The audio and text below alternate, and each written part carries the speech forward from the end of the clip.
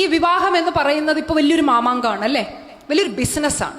അപ്പൊ അതിനെക്കുറിച്ച് സംസാരിച്ചാൽ തന്നെ ഒത്തിരി ആളുകളുടെ ഉപജീവനം പോകുന്നൊരവസ്ഥയാണ്. ഇത് സെലിബ്രേറ്റ് ചെയ്യുന്ന ഒരവസ്ഥയുണ്ട് അല്ലേ. നമ്മൾ പെൺകുട്ടികൾ, നമുക്ക് എല്ലാവർക്കും ഭയങ്കര രോമാഞ്ചമാണ് കല്യാണം എന്ന് പറഞ്ഞ്.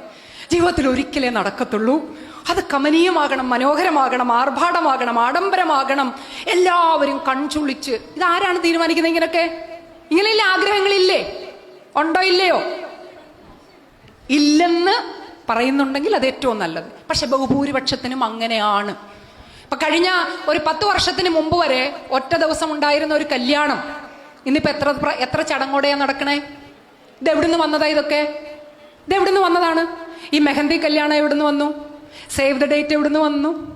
ഈ തലേദിവസത്തെ മെഹഫിൽ എവിടെ നിന്ന് വന്നു?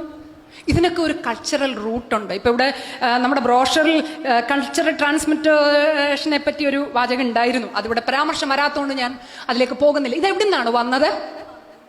നിങ്ങൾ അറിയാതെ ഇതൊക്കെ പണ്ട് നൂറ്റാണ്ട് മുതൽ ഇവിടെ നടന്ന സംഭവമാണെന്നുള്ള തരത്തിലാണ് ആഘോഷിക്കുന്നത്. ഇത് കേവലം 4-5 കൊല്ലമായിട്ടേ ഉള്ളൂ. ഇതൊക്കെ മറ്റു ആളുകളുടേതാണ്. ഹിന്ദിയിൽ നടന്നിരുന്ന കുറച്ച് കാര്യങ്ങൾ, UP-യിൽ നടന്ന കുറച്ച് കാര്യങ്ങൾ, ഗുജറാത്തിൽ നടന്ന കുറച്ച് കാര്യങ്ങൾ, ബ്രാഹ്മൺ കമ്മ്യൂണിറ്റിയുടെ ഇടയിൽ നടന്ന കുറച്ച് കാര്യങ്ങൾ, അങ്ങനെ എല്ലാം കൂടി സമ്മിശ്രമാക്കി ഒരു അവിയലാക്കി ഒരു കച്ചവട പാക്കേജ് ആക്കി. മനസ്സിലായില്ലേ? ഇപ്പൊ അച്ഛനും അമ്മയും, നിങ്ങൾ പറഞ്ഞോ തന്തവൈബും തള്ളവൈബും പറഞ്ഞില്ലേ മോള്, ആ അച്ഛനും അമ്മയും തന്നെയാണ് സേവ് ദ ഡേറ്റിന് നിങ്ങളെ വിടുന്നത് ഇല്ലേ? am I right? അല്ലേ? എവിടെയാണ് ഈ കോൺട്രഡിക്ഷൻ? എന്താണ് ഈ കോൺട്രഡിക്ഷന്റെ പിന്നിൽ വർക്ക് ചെയ്യുന്നത്? മനസ്സിലായിട്ടുണ്ടോ?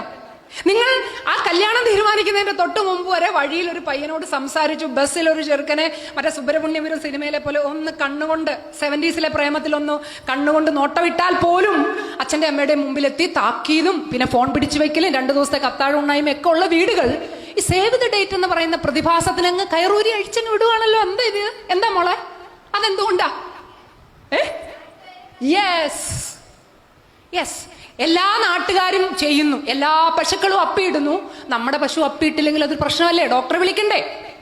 പക്ഷെ എല്ലാ പശുക്കളും പാല് തരുന്നു, നമ്മുടെ പശു പാല് തന്നില്ലല്ലോ. അറിയാം, പാലിന്റെ കറവ് കഴിഞ്ഞു, 10 മാസമായി, അല്ലെങ്കിൽ ഇത് വയസ്സായി. അവിടെയാണ് ലോജിക്ക്. മറ്റേതിന് ലോജിക്കില്ല അല്ലേ?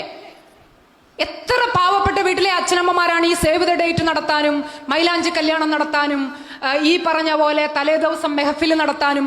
പിന്നെ അതിനേക്കാൾ ഭീകരമായി ഞാൻ ഞെട്ടിയിട്ടുള്ള കാര്യം, തിരുവനന്തപുരം പോത്തീസ്, RMDs, മറ്റേത് മറിച്ചത്, പിന്നെ ഇവിടൊക്കെ വിട്ടിട്ടങ്ങ് തമിഴ്നാടും കർണാടകയും എന്ന് വേണ്ട എവിടേക്കൊക്കെയാണ് ഫാമിലി ഡ്രസ്സ് എടുക്കാൻ പോകുന്നത്.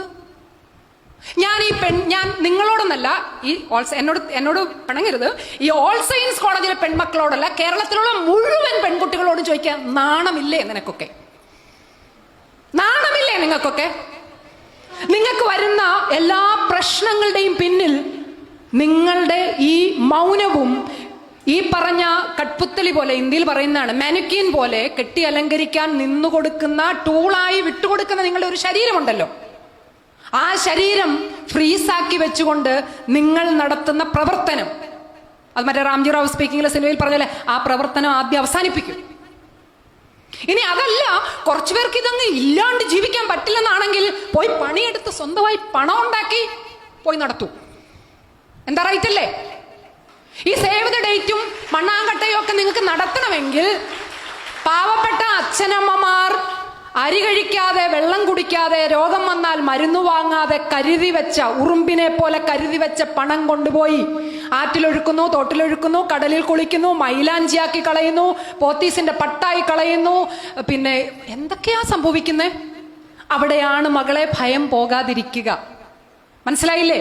ഭയത്തിന്റെ വഴികളാണ്. നിങ്ങൾ അലങ്കാര വസ്തുക്കളായി നിന്നു കൊടുത്താൽ നിങ്ങളിലേക്ക് അലങ്കാരങ്ങൾ വന്നു ചേർന്നുകൊണ്ടേയിരിക്കും. ഒരിക്കലും നിങ്ങൾക്ക് കഴുത്തു നോക്കാൻ പറ്റില്ല. ഒരിക്കലും നിങ്ങൾക്ക് ആടയാഭരണങ്ങൾ, പിന്നീട് വരുന്ന ആടയാഭരണങ്ങളാണ് അടി, ഇടി, തൊഴി, മണ്ണെണ്ണ സ്റ്റവ് പൊട്ടല്, ഗ്യാസ് പൊട്ടല്, ഫ്രിഡ്ജ് പൊട്ടിത്തെറിക്കല്, മറ്റേത് അതൊക്കെ ആഭരണങ്ങളാണ്, ഇതിന്റെ പിന്നാലെ വരുന്നതാണ്. എന്തുകൊണ്ട്? ഇതാണ് ലോജിക്കൽ തോട്ട്. നിങ്ങൾ ഇതിന്റെ ആഡംബരാംശം മാത്രമേ കാണുന്നുള്ളൂ. ഒറ്റ ദിവസത്തേത്. എത്ര പേരാണ് ഈ ആൽബം തുറന്നു നോക്കുക?